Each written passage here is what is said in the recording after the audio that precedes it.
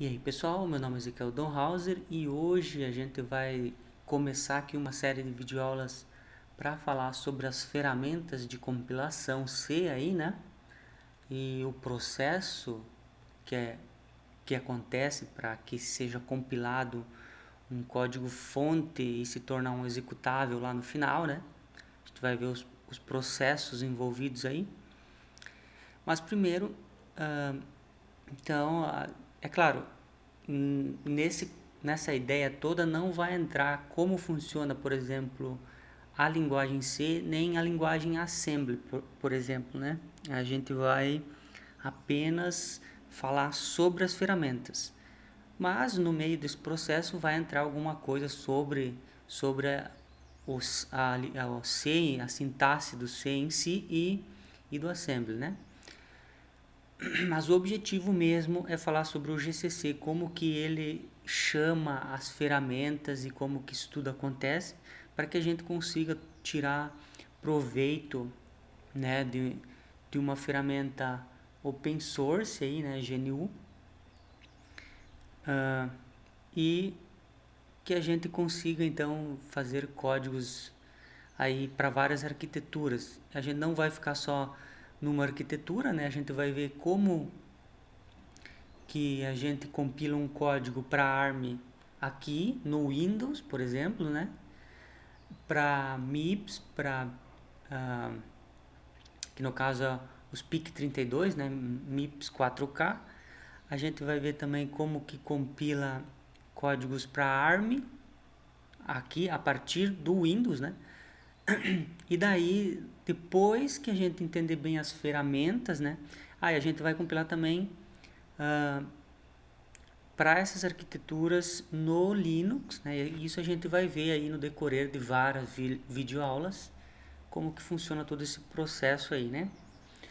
E, e depois que vocês entenderem legal como funciona as ferramentas e estiverem aptos a usá-las com eficiência aí a gente vai falar um pouco também sobre a ferramenta, né, que compila o compilador para, por exemplo, né, você tem aqui, e o que seria então um build system, né? Você teria o código fonte de várias ferramentas, né, que você vai encontrar em vários lugares. Por exemplo, você tem aqui o gcc.gnu.org, que você vai ter o código fonte do GCC.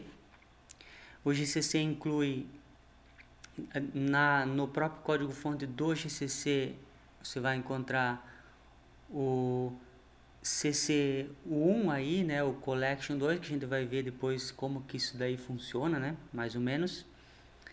E você vai ter então, né, o GCC, daí você vai também poder fazer o download, que todas essas ferramentas são gratuitas, né?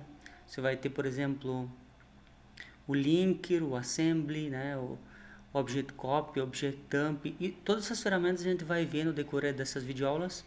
Mas digamos, daí você vai baixar os códigos fontes dessas ferramentas, né? Vai criar um pacote, né, que tipo você vai ter todos esses códigos fontes, e daí você vai ter um build system, que seria um controlador, né, que vai ter um monte de scripts e de controles que vão pegar esses códigos fontes e gerar, né, um pacote, né, que tipo esse pacote consiste, por exemplo, aqui, ó, eu tenho, por exemplo, aqui uma pasta, né, no qual tá todas as ferramentas que eu uso para compilar estão nessa pasta chamada Toolchains, né? Aí aqui dentro eu tenho GNU-ARM, que vai compilar, tipo, essa ferramenta executa aqui no Windows e gera códigos para a arquitetura ARM, né? Por exemplo, se eu quiser gerar um código para um Raspberry, por exemplo, ou um Beagle Bonnie Black aí, eu posso fazer isso usando esse pacote de ferramentas que uma build system gerou para mim. Por exemplo, então a build system tem esse propósito aí, né? Pegar várias ferramentas, o código fonte de várias ferramentas e gerar aí de uma forma mais automatizada, né? uma ferramenta que rode em cima de um host, né? Nesse caso, você teria, no caso, o Windows aqui, né? E que o target, né? Que é para quem essa ferramenta gera códigos, né? Que seria para uma arquitetura ARM. Aí você pode também estar gerando onde que o host, onde que essa ferramenta vai executar, seja no Linux, por exemplo, né? E execute e gere códigos para ARM, né? Poderia ser o contrário também, né? Mas geralmente o que acontece quando, por exemplo, lá para frente, quando a gente vê mais sistemas embarcados, a gente vai ver que é mais eficiente você estar gerando os códigos aí numa máquina que seja mais potente, né?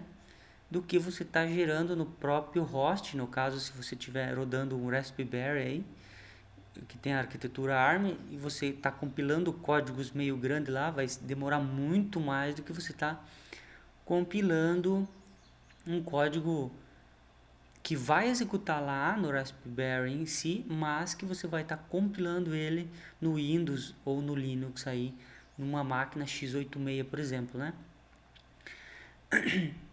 Então, e esse build system pode fazer mais, né? Pode estar compilando para outras arquiteturas aí, né? Também, sem problema nenhum. Então, build system tem vários aí no mercado, mas a gente vai ver isso mais lá para frente quando, né, a gente usar essas ferramentas e saber usá-las direitinho, né? Então aqui eu tenho as toolchains aqui, no caso esse aqui, o host é x86 Windows, né? E todas essas ferramentas aqui, ó, se você observar, ele sempre vai ter um nome, ó. Se você observar todos os nomes aqui, ó, ADR2, ADR2 Line, AR, AS e tal, que são as ferramentas que estão aqui, ó, nessa lista de ferramentas, né? Aí você observa que tem um nome na frente, né? Que diz qual, né? Esse foi um prefixo quando o build system gerou essa ferramenta, né? Tem vários nomes aqui, tem uns que não tem esse HF, por exemplo, né? Enfim, tem vários build system que podem gerar esse pacote. Todo esse pacote inteiro, ele inclui também bibliotecas, né?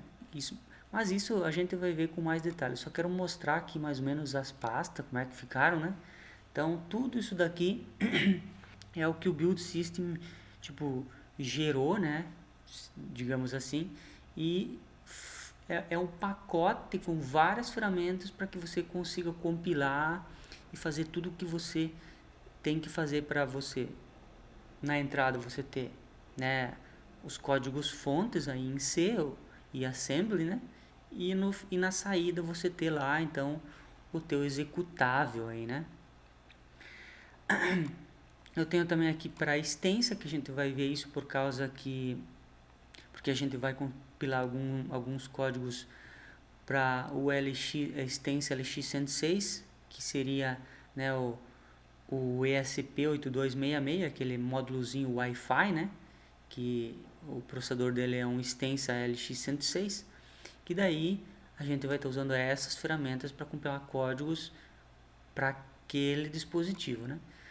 Então, o que seria esse GNU Extensa aqui? Então, é uma ferramenta que compila códigos para um extensa, para arquitetura extensa, mas o host onde que ele executa é aqui no Windows, né, x86. E eu tenho essa ferramenta padrão aqui, então, que quando a gente entrar aqui a gente vê que daí esse aqui não tem aquela extensão na frente, né, aquele nome na frente, porque isso aqui executa aqui no host e compila códigos para essa arquitetura aqui mesmo, né? Então, geralmente é assim que funciona, né? As toolchain, o que seria uma toolchain? Seria então um aglomerado aí de ferramentas que executam, no caso, que seria... No caso tem mais coisas do que aqui, mas aqui é só eu fiz esse desenho para ilustrar um pouco melhor, né? Seria então um aglomerado de ferramentas que na entrada você tem os teus arquivos C, os arquivos H, arquivos .s e assembly e tal, arquivos .a que seria então bibliotecas pré-compiladas, mas isso a gente vai ver então aí no decorrer dessas videoaulas. Não se preocupem agora muito com como que as coisas se ligam entre si, que isso a gente vai ver com calma no decorrer das videoaulas, né? E no caso, né, no caso aqui do Linux, né? No caso do Linux seria mais ou menos a mesma coisa, né? A gente tem, por exemplo, aqui, se eu digitar arm, tracinho, alguma coisa, ele já vai vir, ó. Essa é uma ferramenta, né? Que daí, se a gente observar, tem lá aqueles nomes, né? Que eu falei para vocês aí. E esse daqui é uma ferramenta, então, que, né? Isso aqui está numa pasta aqui no Linux, né?